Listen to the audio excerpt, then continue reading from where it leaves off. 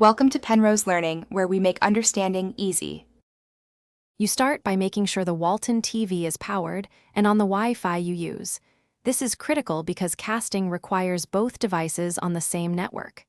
Next, sign into YouTube on your phone or laptop. Use the exact account you plan to watch with. Once done, open the YouTube app and allow any network discovery prompts.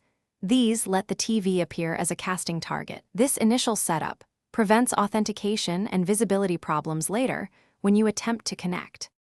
Now you connect. In the YouTube app, tap the cast icon and pick Walton TV from the device list. If you don't see the cast icon, open YouTube on the Walton TV and choose Link with TV code. The screen will display a numeric code. Then on your phone or computer, go to the activation flow inside YouTube, enter that code, and confirm.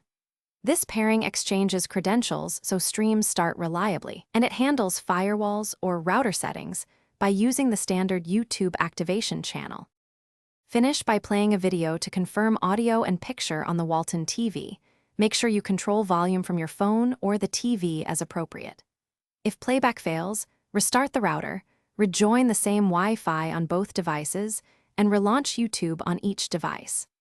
Also check for Walton TV firmware and YouTube app updates, disable any VPN, and ensure AP isolation is off on your router. This troubleshooting step fixes most connectivity problems and gets you back to watching quickly. Thanks for watching. If this was helpful, leave a like and consider subscribing. See you next time.